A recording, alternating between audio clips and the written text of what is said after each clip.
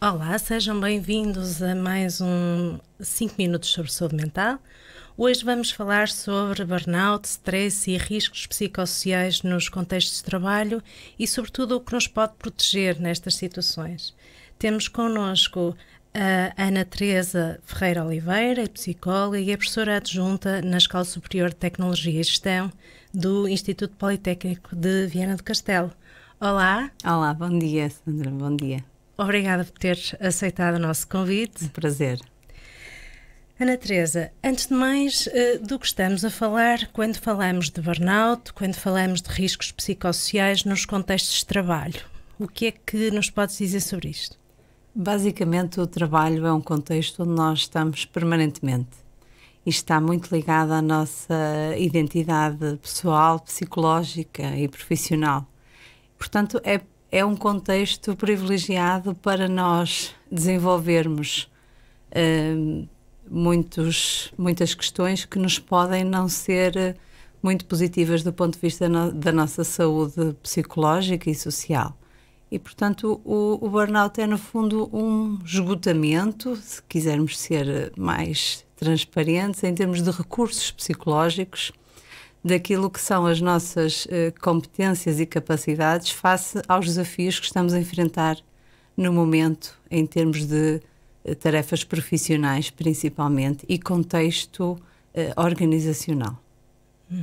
Segundo o bastonário da Ordem dos Psicólogos, os problemas causados por stress, burnout e outros problemas de saúde psicológica nos contextos de trabalho podem custar às empresas portuguesas cerca de 3,2 mil milhões de euros por ano. Diz ele o equivalente a 3 vezes mais do que custou a Ponte Vasco da Gama. Podemos olhar para estas questões como um problema de saúde pública? Eu penso que é uma questão muito, muito relevante. As organizações têm uma responsabilidade sobre os seus colaboradores e sobre a sua comunidade envolvente.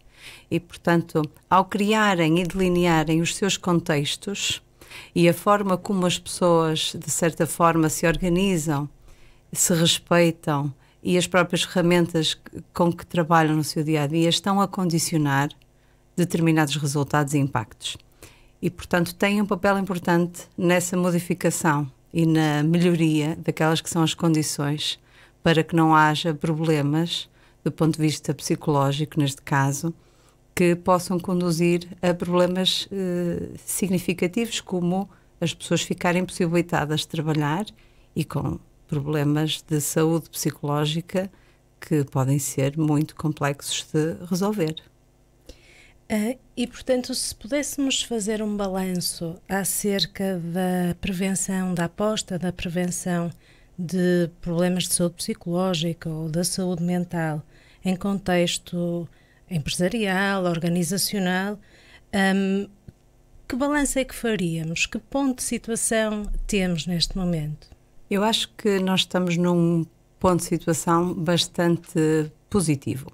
Há muitas empresas e cada vez mais empresas, e a pandemia teve um impacto significativo nesta matéria, que estão bastante preocupadas e a trabalhar de forma ativa, formas de ter as pessoas mais comprometidas, mais envolvidas, mas também a conseguirem gerir uma série de questões da sua vida pessoal, por exemplo, familiar, e associá-las aos contextos de trabalho, que são sempre questões que trazem muito desgaste e conflitos de recursos e disponíveis e recursos a desenvolver. E, portanto, o contexto parece-me interessante do ponto de vista de desenvolvimento. Há sempre muito a fazer, mas estamos claramente melhores do que há 10 ou 15 anos atrás, devido a esta informação até mais generalizada daquilo que foi a pandemia, os contextos de trabalho mais isolados, a possibilidade de trabalhar em casa pode ser ou não uma questão positiva, mas as empresas estão atentas e estão neste momento a olhar para isto.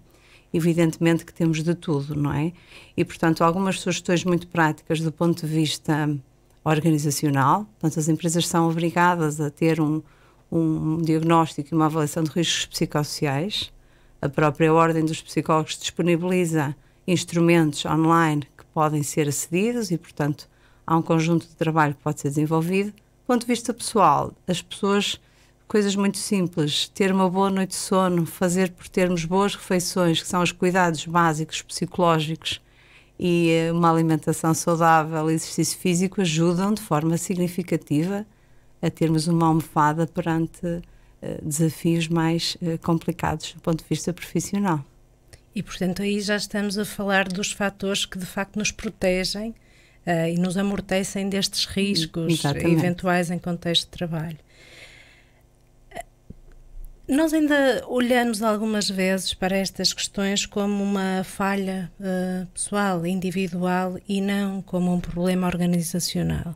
É mesmo assim, em alguns contextos ainda? As organizações têm um papel muito importante aqui.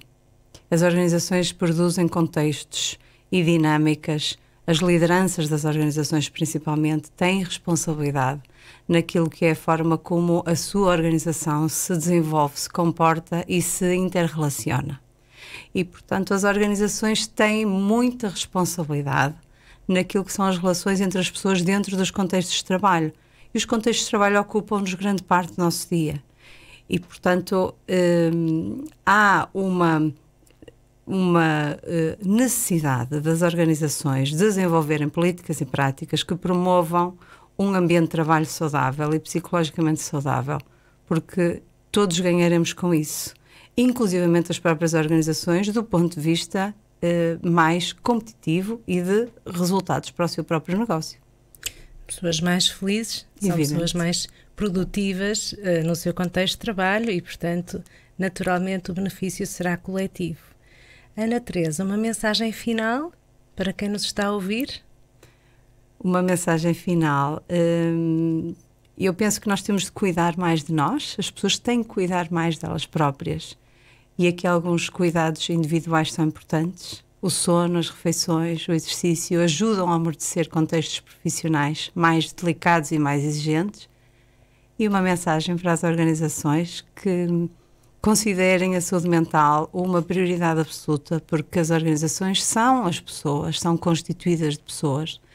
E quanto melhor for a saúde mental dentro de uma organização, quanto melhor for definido esse contexto, essa política e forma de interagir que tem impacto na saúde mental dos seus funcionários, certamente melhores serão sempre os seus resultados organizacionais.